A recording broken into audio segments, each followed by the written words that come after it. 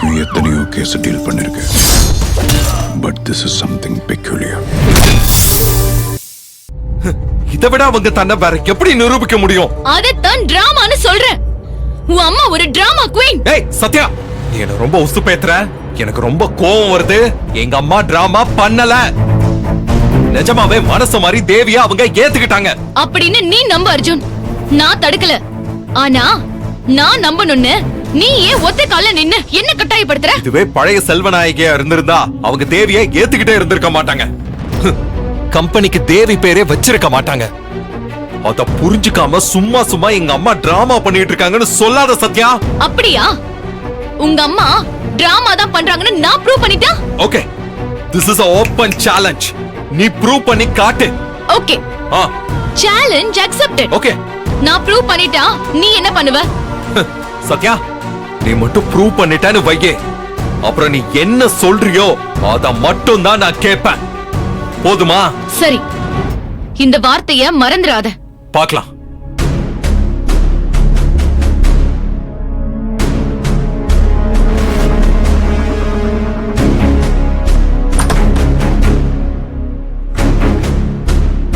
நான் இப்ப சொல்றேன் சத்யா, நீயும் தப்பு பண்ற. நானும் இப்ப சொல்றேன், நான் கரெக்டா தான் சொல்றேன். எங்க அம்மாவுக்கு நடிக்க தெரியாது சத்யா. அவங்க பாசத்தை காட்டினாலும் கோபத்தை காட்டினாலும் அதுல உண்மையும் ஜெனுனிட்டியும் இருக்கும். இத பார், சேலஞ்ச் விட்டாச்சு. இதுக்கப்புறம் நடுவுல இப்படி எல்லாம் பேசி ஓபி அடிக்க கூடாது. நான் ப்ரூவ் பண்ணுவேன். பார்க்கலாம். தோக்க போறதுக்கு தயாரா இரு.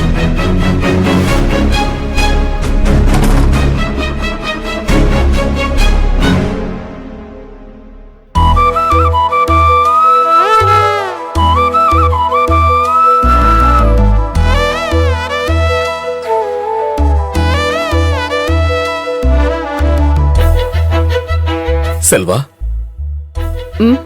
நீ எப்பவுமே அழகாத்தான் இருக்க செல்வா. இப்பதான் என் பழைய செல்வாவை நான் மறுபடியும் பாக்குற மாதிரியே இருக்கு. எப்போ? பூஜையில தேவிய முழு மனசோட மருமகளா ஏத்துக்கிட்டப்போ, இப்ப செஞ்ச நல்ல காரியத்தை நினைச்சு கண்ணாடியில நீயே உன்னை பெருமையா பாத்துக்கிட்டு இருந்தப்போ, நேத்து இருந்த கலக்கமும் குழப்பமும் இப்போ உன் முகத்துல இல்லையே. இப்போ உன் முகம் தெளிஞ்ச நீரோட மாதிரி அமைதியா இருக்கு. அப்படின்னா நீ நிச்சயம் ஏதோ ஒரு நல்லது பண்ணிருக்கமா?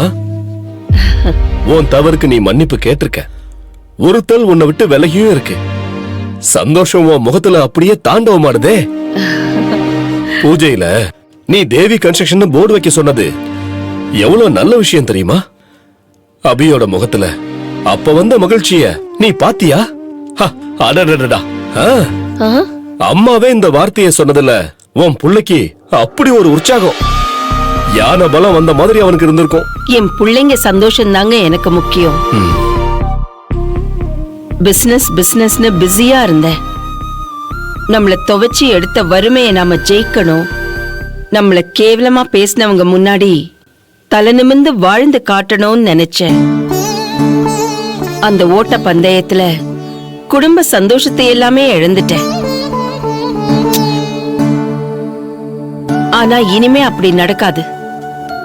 கூடிய சீக்கிரமே ஒரு பேரனோ பேத்தியோ அபியோட வாரிசு வரப்போகுது. இதுக்கப்புறமாவது மீதி வாழ்க்கைய நிம்மதியா சந்தோஷமா வாழணுங்க. இப்படியே செல்வா, இப்படியே இரு.